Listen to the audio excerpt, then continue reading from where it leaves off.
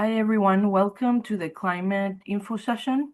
Today we have WMO representative Erkin Isaev to speak about the use case of AI-powered extreme weather advisor in Bangladesh. Erkin, over to you. Thank you, Mariella. Hello, everyone. My name is Erkin Isaev. I'm from WMO, and on the behalf of WMO, here is also Yuki Honda, and our member is from Bangladesh Meteorological Department, Dr. Rubayet. Uh, we want to present a use case about AI-powered extreme weather advisory in Bangladesh. So here, what's the mission and impact of the statement for this hackathon? For the use case, it's like creating an AI-powered virtual assistant that will provide actionable, localized agromet advisory for the farmers in multiple language, and also it's possible with this like a voice interaction, not only with text interaction. And also, us is like extreme weather events is a lot and a lot of hazards. For this hackathon, for this use case, we focused for the drought, especially for drought, and based on this agromet advisory, which produced by National Hydrometeorological Service (BMD), provide this information in actionable and user-tailored for the farmer. Here is like main the big picture of the mission and impact. Our mission is strengthening resilience of the drought impact farming communities in Bangladesh by deploying AI-powered weather advisory, provided localized forecast, early warnings, and recommended practices, agromet practices. The problem today is increasing drought frequency threat for the livelihood and the food security. And farmers have low digital literacy, limited access to tailored agromet advisory. The potential impact is accelerating adaptation to reduce between early warning and farmer the lead time of dissemination of the information, and deliver personalized language tailored step-by-step mitigation advice. User collect user feedback from and for further development. And here's the use case in the detail. AI-powered agromet advisory overview. So what kind of use case, what kind of product we are looking for? A multilingual chatbot that integrates live weather forecast, not only weather forecast, but also monitoring about drought, and also providing agronomic practices for this farmer and also other stakeholders. Key objectives is supporting Bangladesh early warning forward roadmap by operationalizing the part of the Pillar 1 and 3 is early warning for all initiative. Pillar leads through this AI-based conversation platform for users. In this link, weather advisor use case, you can find more details about the use case and user journey. Here's the meet your users. For example, here's a farmer Amari from northwestern part of Bangladesh. He's a farmer. By using the goal is like by using this tool, integrate weather-based advisory. So the chatbot should combine real-time weather forecast with the proven agriculture best practices and provide through like manuals, handbook, and government extensions, clear, actionable, and tailored guidance. The chatbot should deliver easy to understand, like user-friendly, non-technical advice for a focus on immediate response for the farmer, and that they can take the anticipatory action for this hazard. What we are focusing here is drought, and also enable to push notification and the warning. So admins, in this case, is Bangladesh Meteorological Department, have tool to can schedule alerting to be sent user to topical events like extreme events. So its idea is to pilot with a drought and later on scale to for all hazards to produce this kind of advisory, farmer-centered advisory. Current frustrations, lack of personalized farmer-centered language tailored step-by-step actionable advice. So voice-enabled interface. Many smallholders farmers have low literacy of level, and a voice-based interface would allow them to speak their question and receive spoken answer, not only text and graphs and diagrams. User journey. before AI advisor. So Amari realized to have this kind of provisional level information from extension, but with integrating this AI advisor, what we want to reach, learn about the chatbot from another firmer. So it's a community of practice. Access this via WhatsApp or other application in Bengali, in Bengali or other language. In this hackathon requirement, we put English and Bengali only two language for piloting, for showcasing, and but the potential with potential to scale for other language in Bangladesh. And ask when should I plant this year. For example, receive localized forecast, drought warning, and tailored crop advice. Subscribe for push notifications, rainfall or drought-related risk. Adjust irrigation and cropland. For example, I'm a farmer, Amari. I'm asking for this AI-generated tool. I want to plant, for example, sugar bean or corn tomorrow. It should can advise based on the weather forecast. For example, if it's enough rainfall upcoming 2 years, it will can advise, and later on it predicted drought. It can advise you can plant fast harvesting crops like vegetable because upcoming 2 months it will be enough rainfall, but later on it will be drought. Or even during this growing season, I'm asking from this, I want to do this, so it will advise. Or from next week, it's predicted very severe drought. Better to plant drought tolerances. This kind of advisory and this kind of guiding question should be asked. The toolkit and data technologies, here's the main data source is like provided by Bangladesh Meteorological Department. It's like bulletins they are providing in frequent phases, monthly, in decade, and also from Bangladesh open source weather and drought related portals.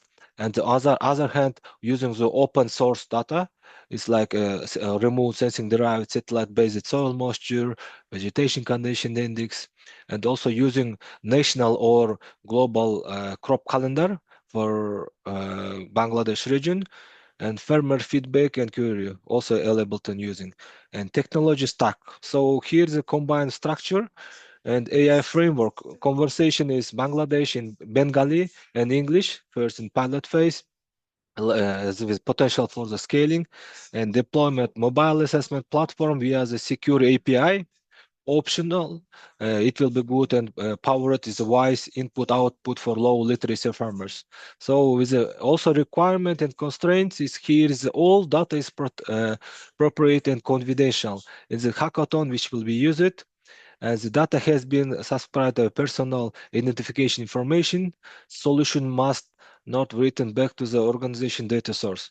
So suggestions from this main free and but not subscribed to this kind of use of languages. See GenAI framework and also GenAI framework for vector-based data, and also LLM API.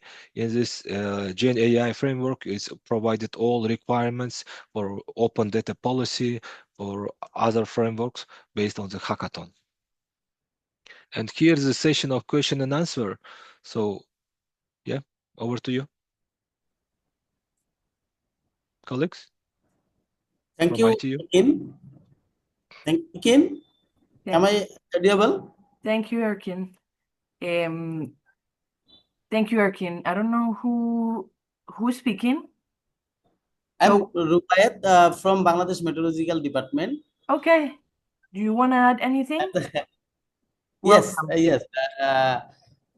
You know, BMD issued agricultural forecast in every week, but we have opportunity to improve.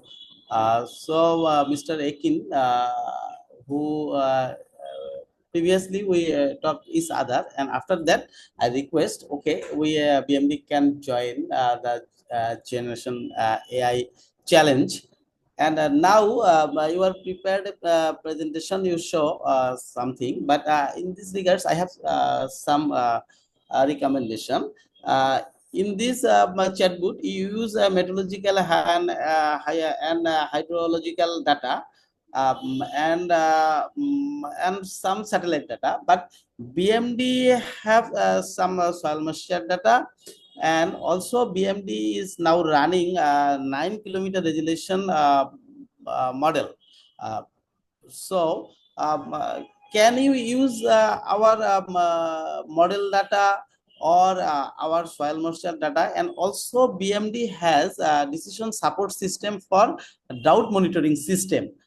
So I think if you can incorporate this information with your AI framework, I think it will help us. I don't know if it is possible or not. Yeah, Mr. Rubayet. Yes. So we already put like that BMD related data. It's not only bulletin but also this Drawstories portal. All this national available data we can use and we can provide for participants. Okay. Okay. Okay. And another things, today I joined this meeting. So you prepared this for Bangladesh. So I have one request. After prepared something, I think I need to show it with my colleagues. Later you can arrange a meeting with my other colleagues, so they can give some comments.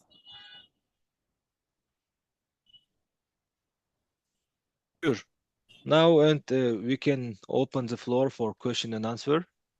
Yes. Mariella, can you moderate? So, yeah, so we will open the floor for questions. If there's any questions, please put them in the chat. I'm not seeing any at this point, but we should wait a little bit to see if there any come in. While we wait, I don't know, David Forden, if you want to add anything in relation to this use case presented by Erkin. Oh, hi. Thanks, Mariella. No, I think Erkin's made it pretty clear. If there's any, additional questions that are maybe related to data or related to the technical implementation, then I'd be happy to answer them, no problem.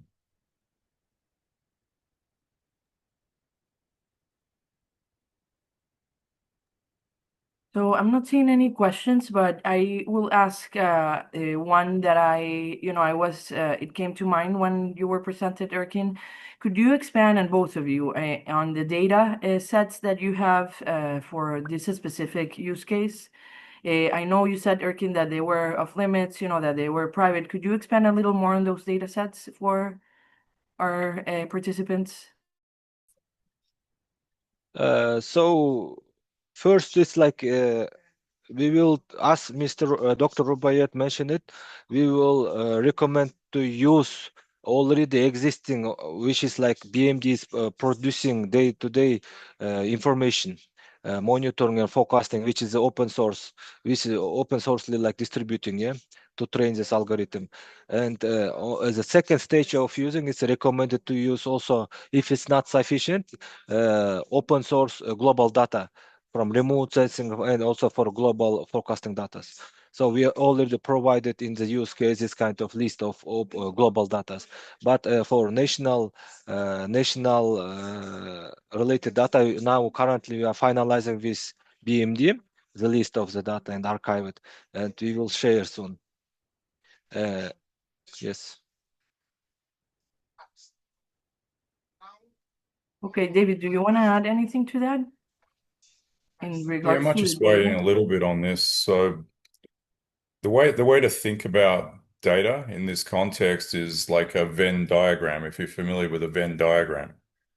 So you're going to have like a central kind of a set of data that is, I guess, more specific to in this case, to the specific domain of climate within the context of farmers in Bangladesh, right? So that'll be kind of what you see in the middle, and then there'll be kind of multiple different aspects of data that surround that, around things like perhaps emergency responses in disaster situations, and the sort of long-term impact of drought and the mitigation that you can take in certain geographies to help. So what I'd urge you guys to do is sit down and kind of draw that Venn diagram and work out, have we got it all covered? Because at the end of the day, with any type of AI system, it's very dependent on the data input, right? So essentially, you'll if you put garbage in, you'll get garbage out, no question about it. Yeah, sure, David. And also for complement, so what is this main like aim of this like use case? Yeah, to create this kind of AI tool which can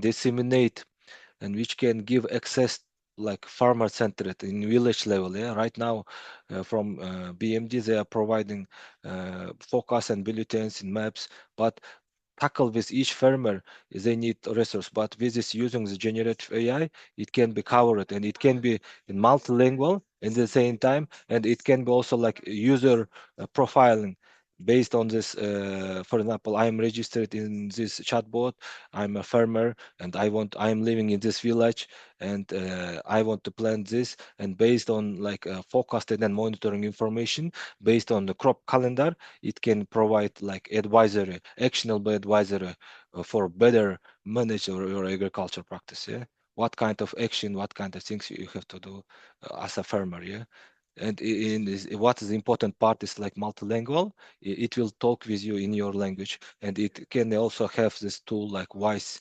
interaction, not only text, because from some farmers they cannot read. So this resolving this kind of issues, it will be big opportunity over. Thank you, Erkin and David. And I have a question from Benjamin regarding implementation. He mentions that the targets are very low in literacy farmers in rural areas. So he's guessing there are a variety of dialects, and it seems crucial for the chatbot to understand voice inputs. Are there any resources to train the AI on those specific parameters? Yes, currently we are now just putting only two language for piloting.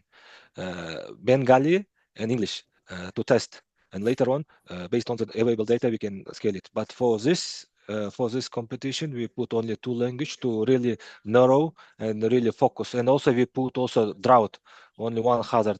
But in reality, we have different type of hazards. But for focus and to showcase the power of AI, how it can be useful, we are tackling with the drought, and we are tackling with only two language, English and Bengali, which is most common speaking language in Bangladesh. Thank you, Erkin. David, do you have also an input on this? Yeah, sure, Mariella. Thanks. And thanks, Erkin. So I think Benjamin's asked a very pivotal question about this, and we're actually going to be discussing some of the issues that need to be surmounted technically for this in tomorrow's session. But I'll just sort of touch on that now for Benjamin's benefit, since he may or may not be at the session tomorrow. So obviously, Benjamin's absolutely right about the various different dialects in most Asian countries, including of course Bangladesh. What generally is the case with dialects, other than say some of the larger countries like say Indonesia, is that they're not well supported in many different contexts. So if you think about the solution that's required as well, the literacy level in these people is probably going to be quite low too. So effectively, that's the reason why Erkin and his team decided that a speech-to-text and text-to-speech interface is likely the one of the better approaches for this. Now, when you look at the facilities that are available to do this, we're going to be providing for finalists an infrastructure, like a GPU-based infrastructure, but obviously there's quite a lot of expense associated with that, and that word training that Benjamin's just brought up implies that he may be considering training a model to do this for dialects. Now, to implement model training like this is very, very expensive and requires pretty heavy GPU resources. So one of the heavy considerations for this is to not necessarily train a model, but pick up a model that already supports. So when I say a model, I mean an LLM or a large language model that can already support, the specific languages that are required. So that would be the recommended strategy for this. And then, ongoing as more momentum kind of happens in the country, and there's other projects that are going to need that type of solution, then you know, other models or even the same model could be trained in other dialects. Yeah. So I hope that explains a bit better for you, Ben. If you got any follow-up questions, happy to also answer those. Thank you, David, and thank you, Erkin, for the response to Benjamin. So I'm not seeing any more questions. In any case, I'm putting here in the chat any inquiry that you have, you can submit it through the form after the info session. This info session is being recorded, so we will post these info sessions online. And just as a reminder for everyone, as David mentioned, tomorrow we'll be having another info session on all technical aspects of the competition, so that you also get that insight into some of these more data sets and frameworks and GenAI. So we'll be covering that today, so be sure to connect. Lastly, I just want to remind everyone here that the applications are open until December 1st. So we hope to see your application. The first set of finalists, and it's 3 per use case, and 3 for this climate, will be announced in January to start the prototype phase, the phase 2 of the development. These 3 finalists, when they'll go to compete for the final prize for the implementation and award. So I just wanted to remind of that timeline. We thank you very much for joining our session. Erkin, David, thank you for presenting, and we'll see you shortly and hope to see your application soon. Thank you very much.